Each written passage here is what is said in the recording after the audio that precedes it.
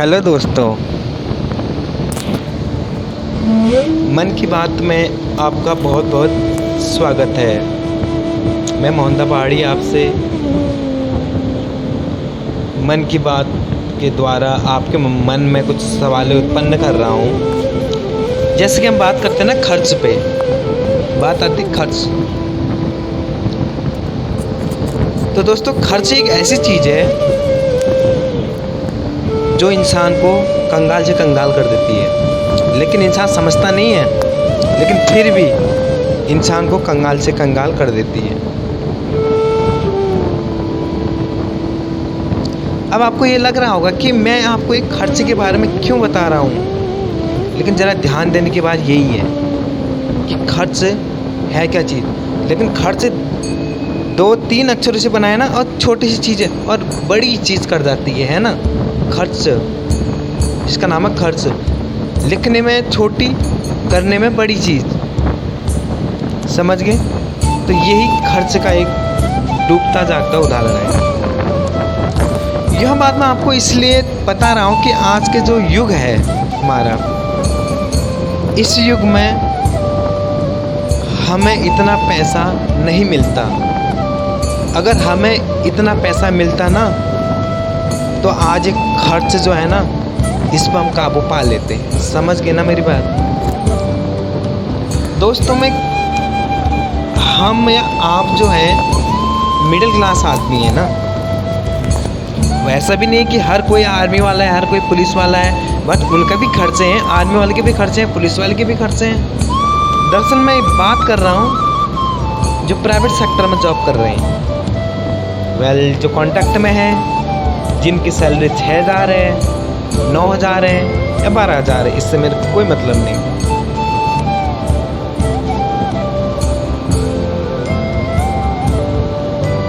शायद एक गांव का मैं आपको ब्यौरा सुना रहा हूँ, ठीक है ना, कि खर्च में क्या होता है।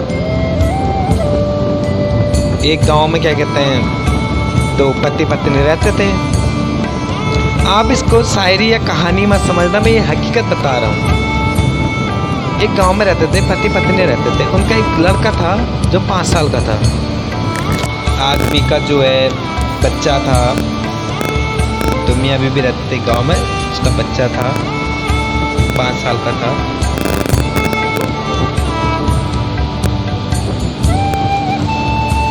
और उसकी खुद की जॉब जो थी ना, आदमी की, ऐसे ही कंपनी में प्राइवेट सेक्टर में था वो। उसकी जो सैलरी आती थी मंथली, वो कितनी आती थी बताऊँ आपको, अगर आपको यकीन ना होगा तो 8,000 के समथिंग, ठीक है। अब उसके 8,000 रुपये मंथली सैलरी आती थी।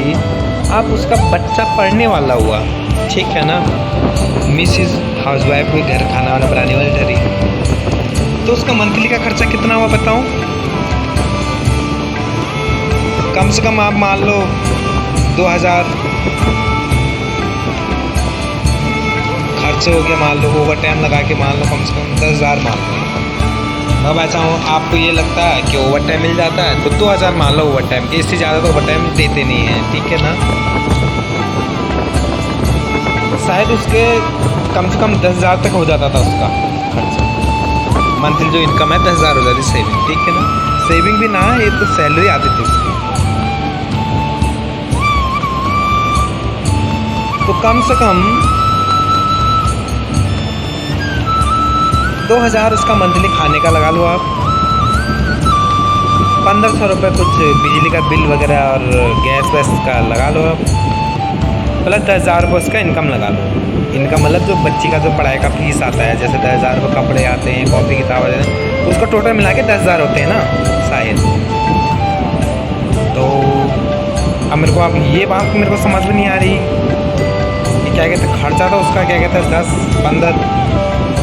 10-15 के बीच में है ना, 10 + 15,000 के बीच में ना खर्च मंथली उसकी। उसकी सैलरी कितनी आती है? 8,000। चलो मिला के 10,000 मान लो, ओवर टाइम मिला के 10,000 मान लो। तो मुझे ये नहीं लग रहा है कि जो उसकी इनकम आती है मंथली, वो आती है इनकम उसके 10,000 रुपये, समझ गए ना। और उसका मंथली जो खर्च है वो है 15,000 के बीच में। शायद आपको पता नहीं चल पाएगा कि क्या कहते हैं वो बंदा कैसे पूरा कर रहा होगा, कैसे अपने दिनचर्या कर रहा होगा, कैसे वो पैसे कहाँ से ला रहा होगा, क्या कर रहा होगा, क्या आपको शायद ये इस चीज़ की जानकारी आपको नहीं होगी। तो मेरा ये उदाहरण ये नहीं है कि आपको ये कहानी सुना के, आपको ये व्याख्या सुना के आपको ये सम्मोहित करना नहीं था मेरा मतलब ये है कि खर्च जो है बहुत ज़्यादा है, सेविंग है बहुत कम है। अगर मान लो आपके 2 बच्चे हो जाएंगे, आपकी मंथली इनकम 20,000 है, ठीक है ना। 2 बच्चे आपके पढ़ने वाले हैं, तो 25-30 हज़ार तो ऐसे स्कूल का फीस चले जाते भैया। तो इसलिए हम खर्च की बात कर रहे हैं, तो खर्च पे हम कभी भी काबू नहीं कर पाएंगे। अगर काबू भी करेंगे, कुछ भी करो, लेकिन खर्च पे हम कभी काबू नहीं कर पाएंगे।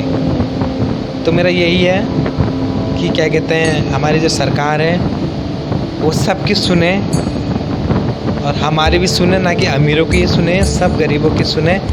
कि क्या कहता है एक गरीब सा आदमी एक बच्चे को कैसे पढ़ा लिखा रहा है, कैसे अपने घर की ज़िंदगी संवार रहा है और अपने कैसे खान पान में ध्यान रख रहा है, प्लस बीमारी आ जाती है और कैसे वो पूरा कर रहा है। तो मेरा सरकार से ये मानना है कि कुछ हम गरीबों की तरफ भी देखने का कष्ट करें। तो मोहनदा के FM रेडियो मन की बात में बस खर्च पर जो आया हुआ था यही मैंने बता दिया आपको।